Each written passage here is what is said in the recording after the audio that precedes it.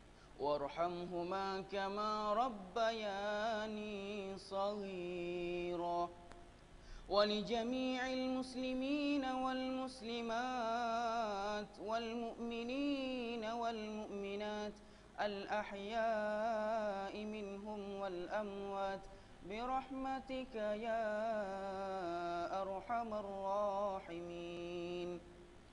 اللهم ربنا هب لنا من أزواجنا وذرياتنا قرة أعين واجعلنا للمتقين إماما. ربنا ظلمنا أنفسنا وإن لم تغفر لنا وترحمنا لنكونن من الخاسرين. ربنا آتنا في الدنيا حسنة وفي الآخرة حسنة وقنا عذاب النار وقنا عذاب النار وقنا عذاب النار. وصلى الله على سيدنا محمد وعلى آله وصحبه أجمعين. سبحان ربك رب العزة عما يصفون وسلام على المرسلين والحمد لله رب العالمين. تقبل الله منكم.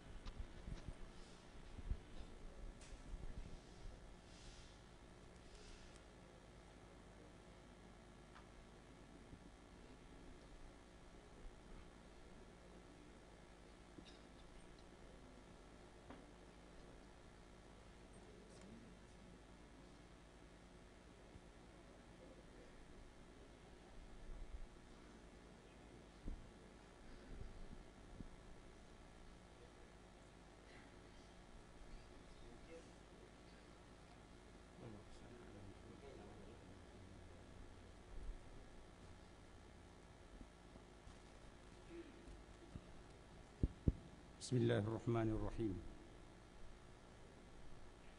إن الحمد لله نحمده ونستعينه ونستغفره ونستهديه ونعوذ بالله من شرور أنفسنا ومن سيئات أعمالنا. من يهد الله فلا مضل له ومن يضلل فلا هادي له. أشهد أن لا إله إلا الله وأشهد أن محمدا عبده ورسوله. اللهم صل وسلم وبارك على محمد صلى الله عليه وسلم وعلى آله وأصحابه ومن اهتدى بهديه واستنى بسنته وجاهد بجهاده وسار على نهجه إلى يوم الدين.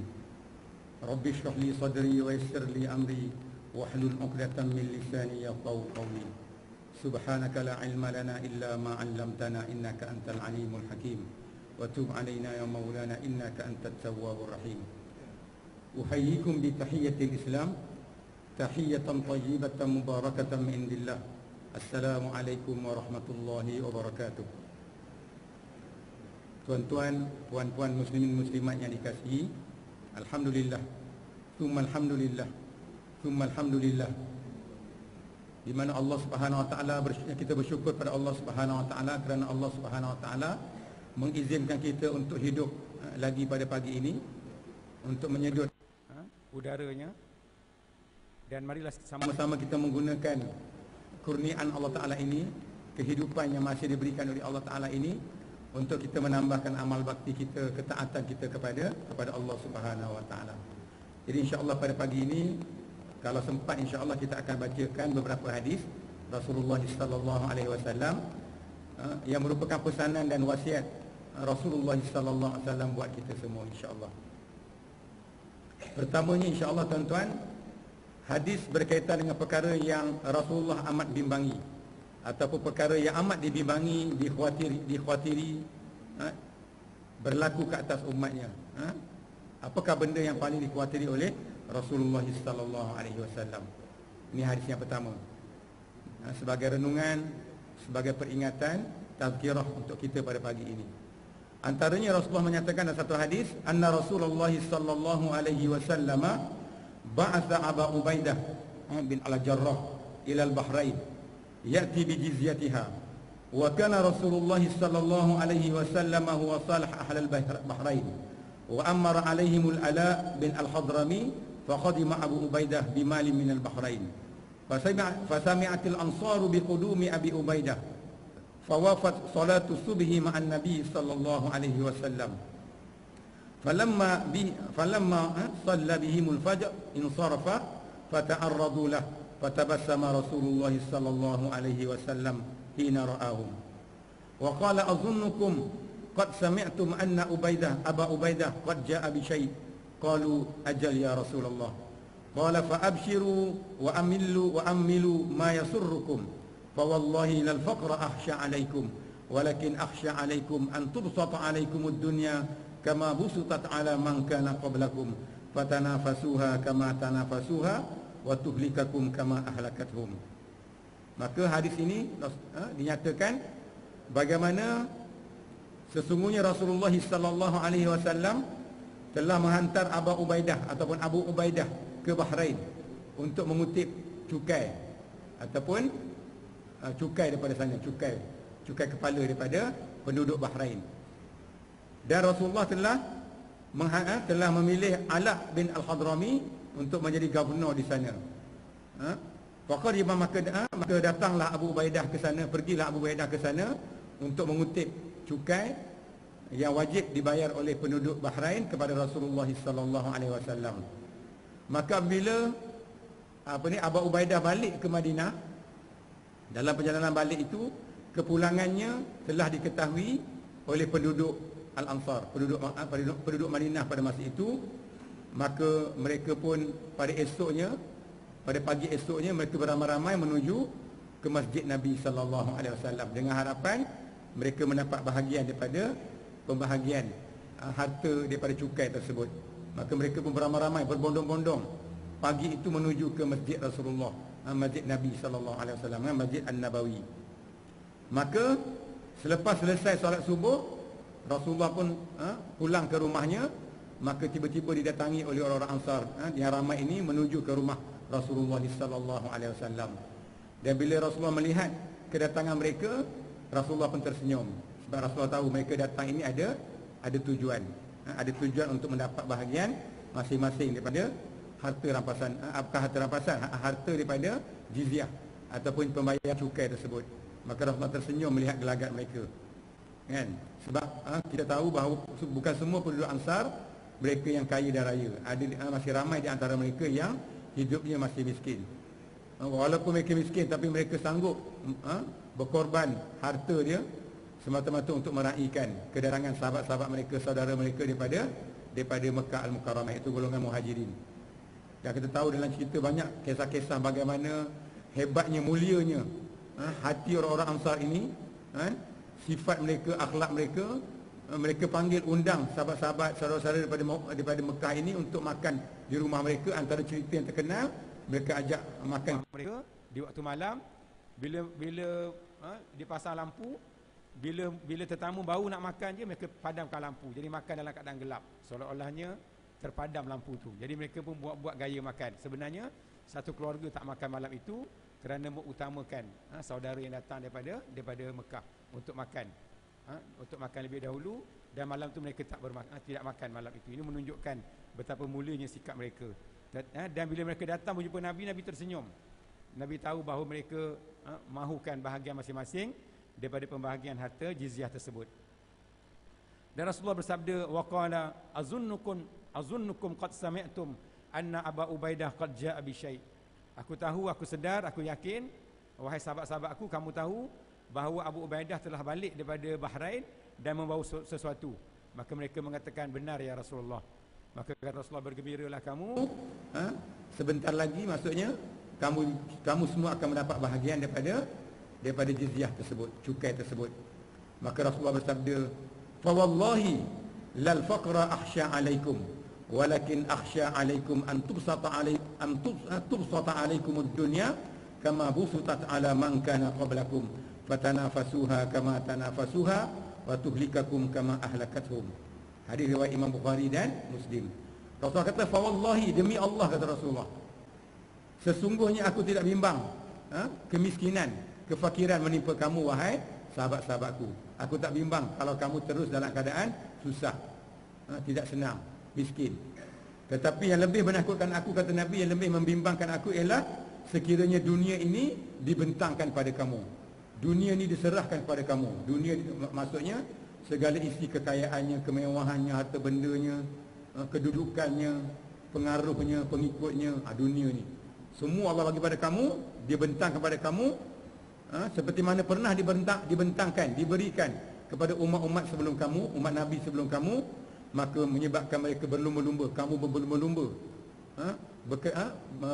bersengketa, bergaduh, bermusuh-musuhan, semata-mata untuk mendapatkan habuan dunia itu. Dan akhirnya binasalah kamu sebagaimana binasanya umat sebelum kamu, umat Nabi-Nabi sebelum kamu, kerana mereka mengejar, terlalu terpengaruh kerana berebut harta dunia yang dibentangkan oleh Allah Subhanahu Wa Taala. Ini satu realiti lah. Walaupun kita tengok hadis ni Rasulullah sampaikan kepada sahabatnya, tapi kalau tuan-tuan tengok ulama bahaskan hadis ini, sebenarnya hadis ni lebih relevan, lebih sesuai dengan umat akhir zaman kita lah. Walaupun umat Muhammad ni umat akhir zaman, bermula zaman sahabat lagi, tetapi kita ialah umat yang paling terakhir, yang paling penghujungnya. Dan kalau kita lihat bagaimana para sahabat dengan iman mereka, dengan akhlak mereka, dengan amal mereka, dengan keyakinan mereka kepada Allah, kita tak dengar pun sahabat yang kecundang, kecuali golongan yang munafik lah.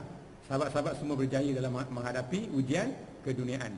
Tetapi yang rosaknya, yang banyak menyelewengnya, yang banyak terjatuhnya ataupun tersesatnya ialah umat akhir zaman, yang banyak diuji dengan kemewahan dunia, kesenangan dunia, harta dunia.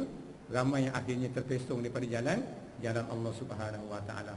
Maka betul kata Nabi, sebagaimana umat dulu berebut dunia, umat-umat zaman dulu berebut dunia, mereka binasa, maka kamu juga akan binasa lantaran kamu berebut harta dunia yang sementara ini. Dan kalau kita lihat apa yang berlaku di dunia hari ini kan, di Mesir, di Syria, di mana-mana negara Arab, bahkan di dunia yang bukan Islam pun, kita tengok hari-hari manusia berlumba-lumba mengejar dunia, sehingga berlakulah pergaduhan, perbalahan, persengketaan sampai peringkat membunuh. Apa yang berlaku di Mesir tu, tengok, gilakan kuasa, gilakan harta, tawaran harta yang banyak daripada musuh-musuh Islam, kan? Akhirnya mereka sanggup membunuh sesama Islam. Inilah realitinya apa yang dinyatakan oleh Rasulullah sallallahu alaihi wasallam, kan? Kemudian kalau tuan-tuan tengok dalam tafsir hadis ini ataupun ulasan hadis ini diulas oleh Dr. Mustafa Al-Bawa. Dia buat komentar di tentang hadis ini. Ulasan, mengapa berlakunya kebinasaan bila dunia ini dibentangkan kepada manusia.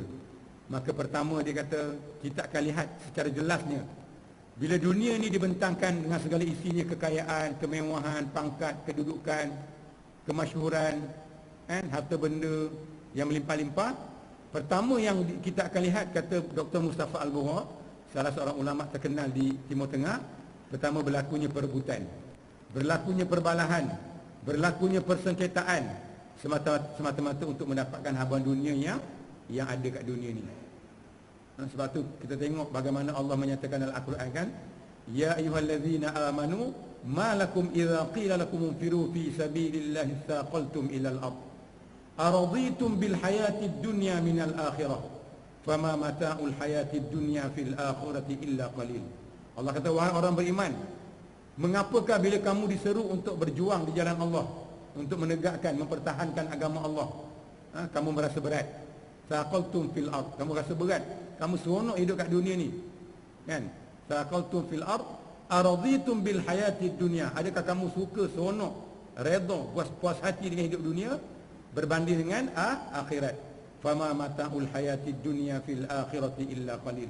Maka Allah kata, sesungguhnya ketahuilah kamu, apa yang kamu dapat kat dunia ini, apa yang ada kat dunia ini dibandingkan dengan akhirat terlalu sedikit. Tapi yang sedikit itulah yang menjadi rebutan, yang jadi persekitaan antara manusia. Betul lah apa disebut oleh Dr. Mustafa Al-Bawa. Yang kedua, bila manusia dah berebut, maka tentulah ada yang dapat, ada yang tak dapat. Yang dapat berbangga, sombong, takabur. Yang tak dapat marah, tak puas hati, dengki dan sebagainya. Kemudian yang dah dapat dunia ini, dia kata akan terlalu terpengaruh dengan dunia. Yang dah dapat dunia ni terpengaruh. Kadang-kadang bukan dapat banyak pun, yang dapat sikit pun kadang-kadang sampai lupa pada Allah Subhanahu Wa Taala. Baru dapat sebuah kereta dah lupa dah pada Allah. Baru dapat rumah kan, rumah flat je dah lupa dah pada Allah. Tak datang dah semayang, tak datang belajar, macam-macam kita tengok kan. Bukan kaya mana pun, ujian. Sebab itulah tuan-tuan, ulama ingatkan kita supaya kita sentiasa berdoa kepada Allah Subhanahu Wa Taala agar Allah Taala jangan menguji kita dengan kemewahan, kalau sekiranya kemewahan itu boleh merosakkan kita. Betul tuan-tuan kan? Ya Allah, ya Tuhanku, kurniakanlah aku kekayaan, kemewahan, kesenangan yang halal, yang bersih, yang suci. Tetapi ya Allah, janganlah sampai kekayaan ini boleh menyebabkan rosaknya, lemahnya, ataupun tergodanya aku dengan dunia sehingga aku jauh daripada-Mu ya Allah. Kita minta daripada Allah gitu. Sebab ramai orang yang minta nak kaya tetapi tidak berhati-hati, akhirnya kekayaan itu merosakkan mereka, na'udzubillah. Bila dapat kekayaan, maka terpengaruh dengan dunia. Kemudian bila dah dapat, leka pula dalam menikmatinya. Sebab itulah kita binasa. Tak tahu bagaimana mengurus harta itu untuk mendekatkan diri kita kepada Allah Subhanahu Wa Taala. Bila dah leka, akhirnya bila dah makin banyak, makin sibuk menguruskan dunia sehingga akhirnya melupakan akhirat Allah Subhanahu Wa Taala. Lupa untuk beribadah. Bukan setakat nak buat ibadah, nak ajak orang lain pada Islam, nak ajak orang kepada Allah Subhanahu Wa Taala. Untuk diri sendiri pun tak mampu. Kerana terpengaruh, tergoda dengan hidup dunia yang sementara ini. Jadi peringatan ini paling sesuai lah untuk kita akhir zaman. Di mana kita akhir zaman ini banyak sangat ujian Allah pada kita dalam bentuk kesenangan dan kemewahan. Walaupun kita tak nafikan ramai lagi saudara-saudara kita yang hidup dalam keadaan miskin, susah dan sebagainya. Tapi majoriti umat Islam, terutamanya mereka yang berada di negara Arab kan, diberikan kemewahan, akhirnya kemewahan itulah yang merosakkan mereka, na'udzubillah. Itu hadis yang pertama. Kita cuba habis dengan hadis yang kedua. Hadis yang kedua, 5 kepelikan, 5 benda pelik yang ada pada manusia, yang hingga Allah Ta'ala sendiri rasa pelik melihat sikap manusia, berdasarkan satu hadis Rasulullah sallallahu alaihi wasallam. Di mana satu hari Abu Dzar Al-Ghifari bertemu dengan Rasulullah sallallahu alaihi wasallam, berjumpa dengan Rasulullah. Kan? Maka beliau berkata, "Qultu ya Rasulullah, fama kanat suhufu Musa?" Qala kanat ibran kullaha. Ajibtu liman ayqana bil mauti thumma huwa yafrah, wa ajibtu liman ayqana bin nari thumma huwa yadhhak, wa ajibtu liman ayqana bil qadari thumma huwa yansab, wa ajibtu liman ra'a ad-dunya wa taqallubaha bi ahliha thumma tma'anna ilaiha, wa ajibtu liman ayqana bil hisabi ghadan thumma la ya'mal. Qultu ya Rasulullah, awsini. Qala awsika bi taqwallahi fa innahu ra'sul amri kullih. Qultu ya Rasulullah, zidni. Qala alayka bi tilawatil Quran wa dzikrillah fa innahu nurun laka fil ardi wa dhuhrun laka fis sama'. Hadis sahih riwayat Imam Ibn Hibban. Di mana pada satu hari Abu Dzar telah bertanya kepada baginda Rasulullah sallallahu alaihi wasallam tentang kandungan yang terdapat dalam suhuf Nabi Musa alaihissalam. Suhuf ni lebaran-lebaran. Maknanya sebelum jadi kitab adalah merupakan lebaran-lebaran, kan? Helaian-helaian. Suhuf Nabi Musa alaihissalam. Maka ditanya Rasulullah, ya Rasulullah, apakah yang terdapat dalam kitab Nabi Musa, ataupun suhuf Nabi Musa? Sebab Al-Quran dia dah baca, dah ada depan Nabi beritahu, Nabi sampaikan. Apa pula yang terdapat dalam kitab Nabi Musa? Nak tahu. Para sahabat ni memang orang yang cintakan ilmu, nak tahu. Maka Nabi menyatakan kesemuanya merupakan pengajaran dan nasihat, mengandungi pengajaran dan nasihat daripada Allah Subhanahu Wa Taala, peringatan, nasihat, tazkirah daripada Allah Subhanahu Wa Taala. Antaranya firman Allah Subhanahu Wa Taala, aku pelik dengan manusia yang yakin akan kematian. Ajibtu liman aiqana bil mauti wa huwa yadhak. Aku pelik dengan manusia yang yakin akan kematian namun dia masih mampu bergembira dan berhibur, maksudnya tidak menyiapkan bekalan untuk menghadapi kematian. Ini satu peringatan. Satu benda pelik yang Allah kata manusia ni pelik. Dia tengok hari-hari, dia tahu hari-hari berlakunya kematian, tetapi dia tidak ambil pengajaran daripada kematian tersebut. Jadi benda ni tuan-tuan, sebenarnya kita tak payah nampak orang lain, kita sendiri pun sama. Hari-hari kita tengok dalam surat khabar, berlakunya kematian, kadang-kadang berlaku depan mata kita. Saya sendiri pernah tengok, menyaksikan aksiden depan mata saya. Budak muda merempit tu tak lepas, dia bertembung dengan teksi, terembang budak tu, jatuh depan saya, bersepai otak dia depan saya. Allahu Akbar. Memang masa tu menggeletar, tapi dah lama dah lupa dah, dah tak takut sangat dah. Masa mula tengok tu, subhanallah, sakit perut tengok, bersepai kepala dia depan saya. Allah. Tapi kelihatan tercampak dulu, sebelum jatuh tu kelihatan tercabut, tu yang terentak kepala dia depan mata saya sendiri. Allah Akbar. Dan banyak lagi aksiden yang kita tengok kan, dalam video, dalam YouTube, banyak kita tengok yang mengerikan kan. Jadi maknanya, tetapi adakah kita mengambil pengajaran daripada kematian-kematian yang berlaku depan kita? Bahkan ada ulama mengatakan, bahkan ada di antara manusia ini yang hidupnya, kerjanya menguruskan kematian daripada A to Z.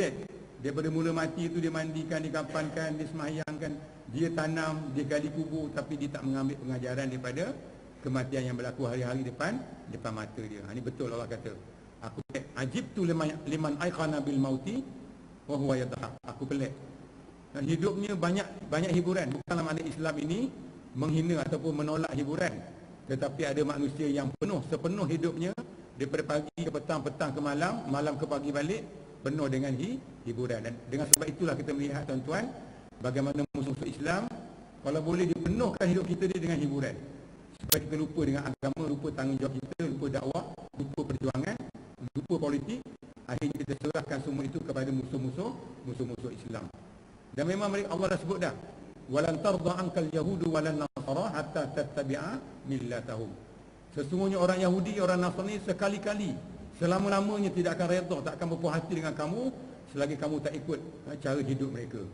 Sebab itulah mereka buat semua benda melalaikan kita.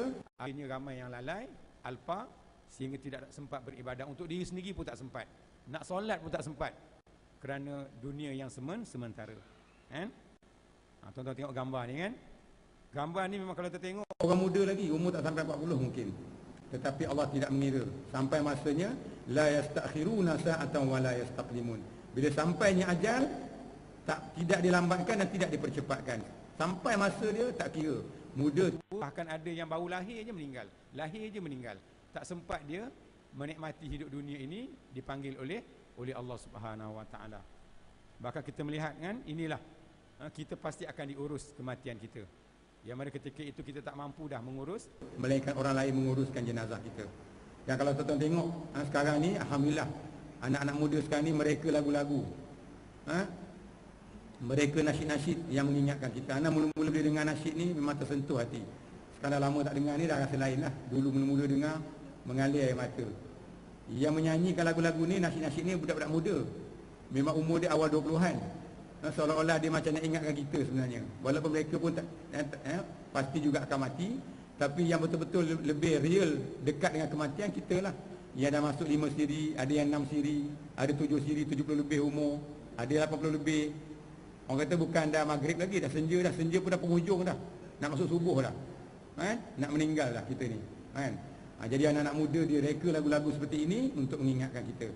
Jadi anak nasyidkan sikit pagi ni kan, kalau sempatlah, rasanya pagi dua hadis ni, di mana dalam lagu tu disebut kata-katanya, ku merintih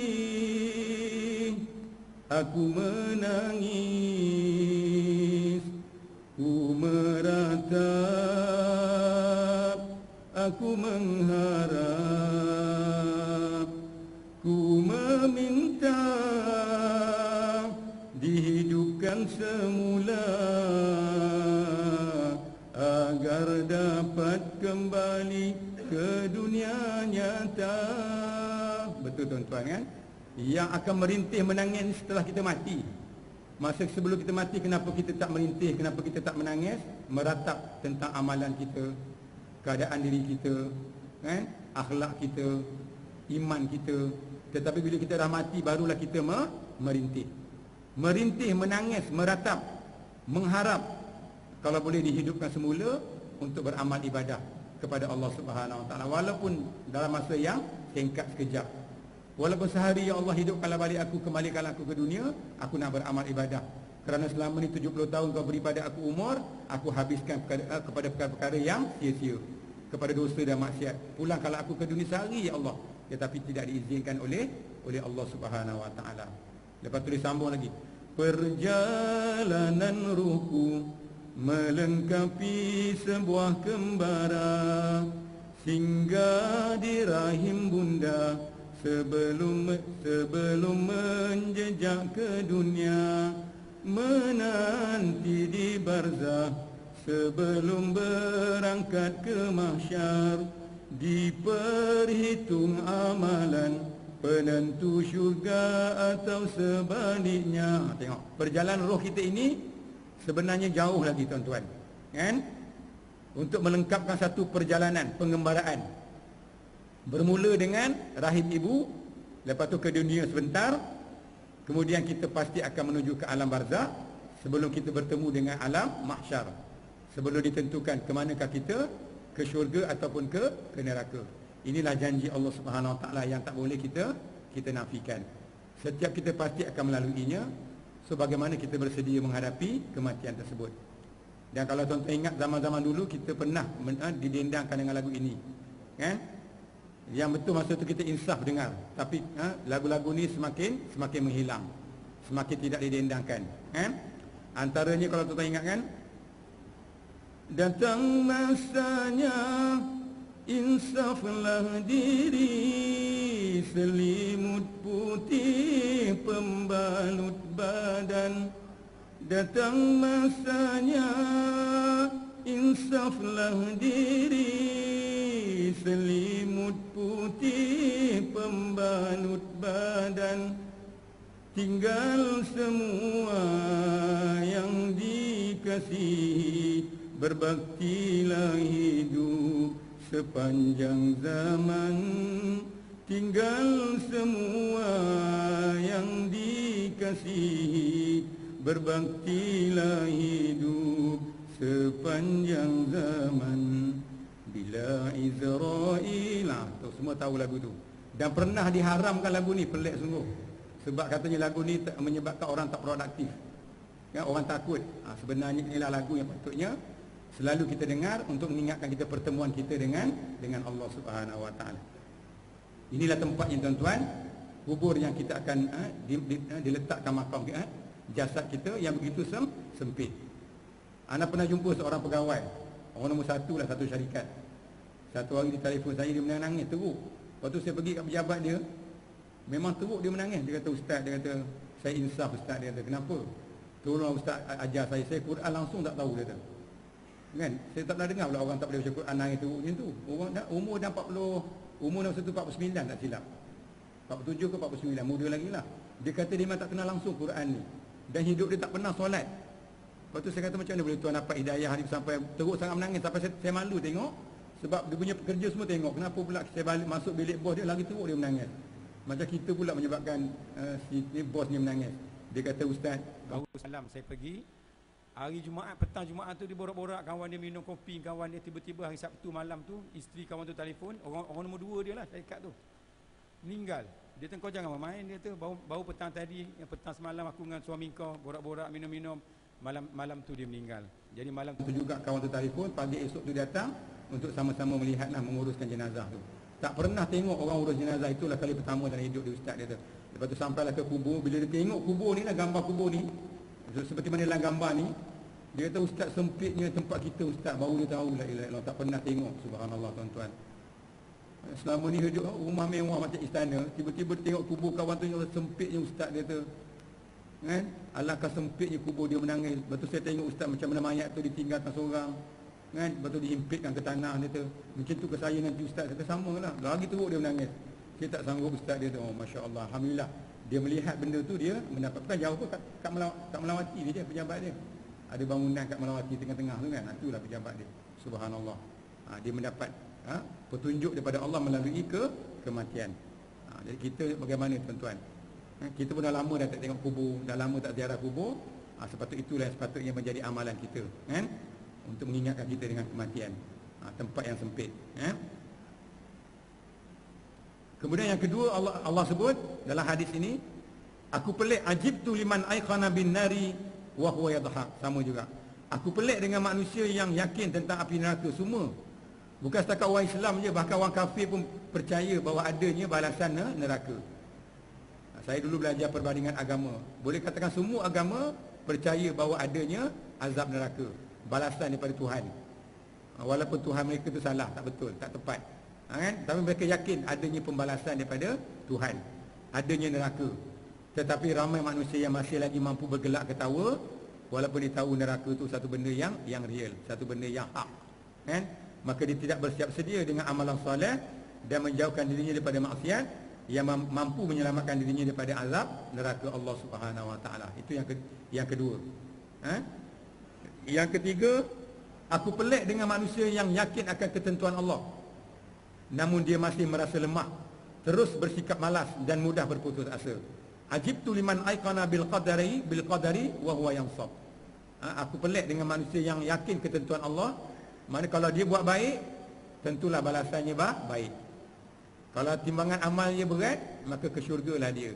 Kalau timbangan amalnya ringan, dia tahu dah lah Al-Quran kan, fa amma man taqulat mawazinu wa huwa fi 'ishatir radiyah wa amma man khaffat mawazinuhu fa ummuhu hawiyah. Semua tahu ayat tu. Inna hadainahu sabila imma syakiran wa imma kafura. Allah kata, aku dah tunjuk pada kamu dua jalan. Jalan iman, jalan kufur. Jalan iman ke syurga, jalan kufur ke neraka. Jalan syurga ni. Tetapi ramai tidak tahu, seolah-olah masih tak tahu nak pilih jalan mana yang nak dituju. Akhirnya mereka bersifat malas, mudah berputus asa dan menyerahkan dirinya hanya kepada nasib. Kan? Serah, malas untuk berusaha berubah. Sedangkan dia sebenarnya belum mengetahui apakah penentuan Allah terhadap dirinya di dunia dan di akhirat nanti, sehingga dia malas untuk berusaha ke arah kebaikan. Yang keempat, wa ajibtu, kata Allah, wa ajibtu liman aiqana bid dunya wa taqallubuha bi ahliha thumma tama'anna ilaiha.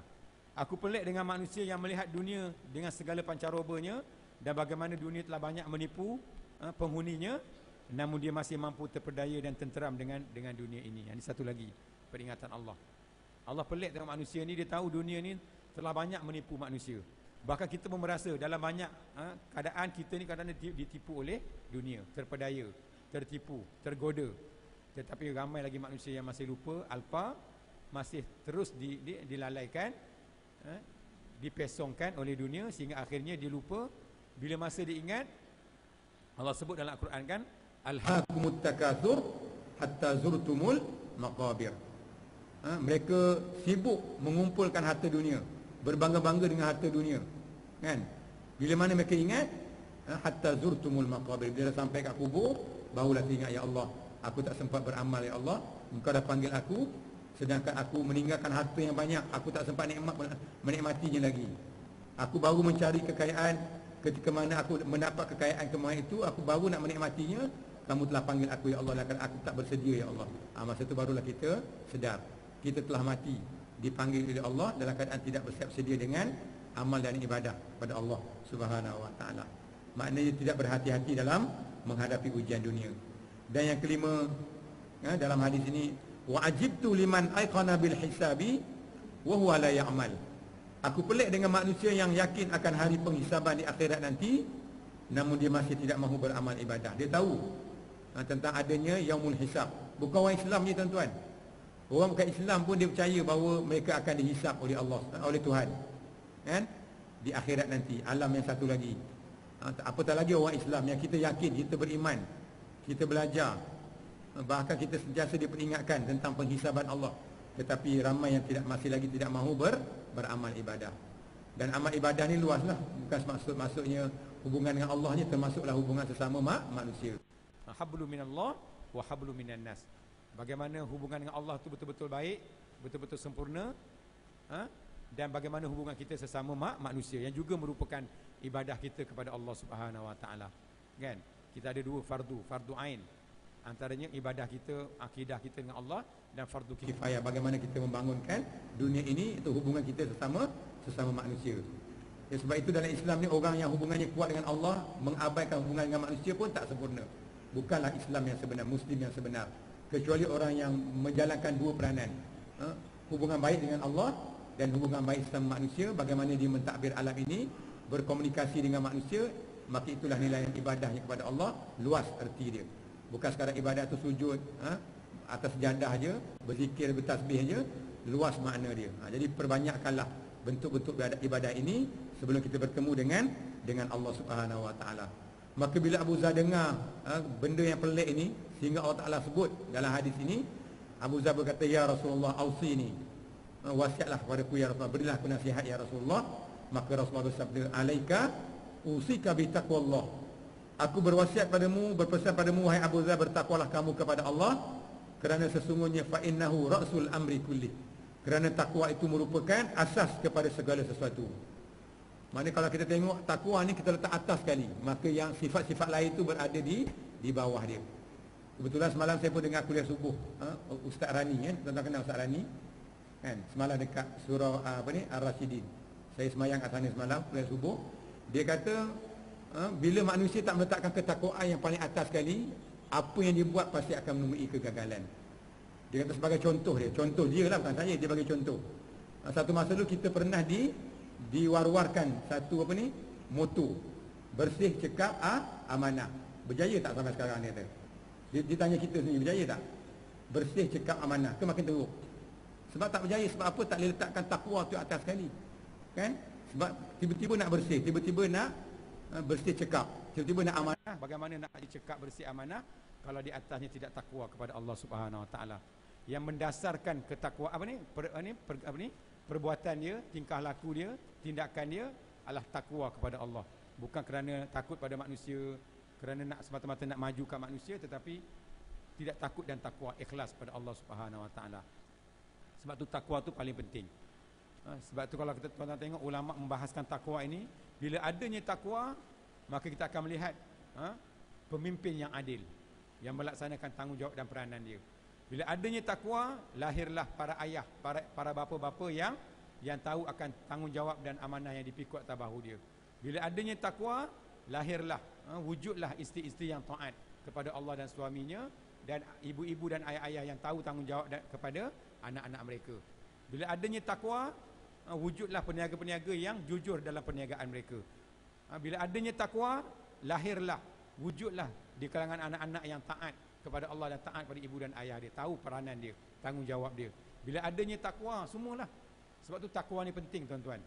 Bila adanya takwa, setiap orang tahu peranan dia. Bukan setakat dia nak masuk syurga, dia akan berusaha mengajak orang lain untuk menuju redha Allah Subhanahu Wa Taala. Itulah kesan takwa dalam kehidupan, kan?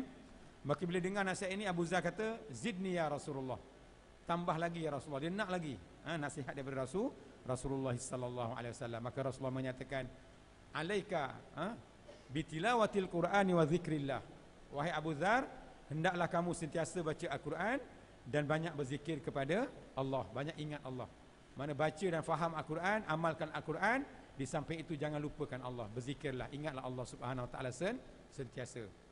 Supaya lidah kamu sentiasa zikir pada Allah, hati kamu sentiasa ingat pada Allah, masa senang, masa susah, masa kaya, masa miskin, masa sihat, masa sakit, sentiasa ingat pada Allah. Ingat pada Allah ni antaranya ulama kata, selagi mana kita melaksanakan perintah Allah, itulah kita dalam keadaan kita ingat pada Allah dalam bentuk perbuatan. Sebab ada manusia yang ingat Allah pada lidah je, subhanallah, masya Allah, tapi ibadat tak buat. Dia tak sertakan zikir itu dalam bentuk perbuatan, taat dalam melaksanakan perintah Allah Subhanahu wa taala. Maka Rasulullah kata, alaika bitilawatil Quran wa zikrillah. Wahai Abu Zar, banyakkan baca Quran, banyak mentadabbur Al-Quran, amalkan isi Al-Quran. Di samping itu kamu sentiasa ingat pada Allah Subhanahu wa taala. Fa innahu nurun laka fil ardi, kerana Al-Quran dan zikir itu merupakan cahaya buatmu di dunia, makna cahaya, petunjuk, panduan, pedoman kamu di dunia.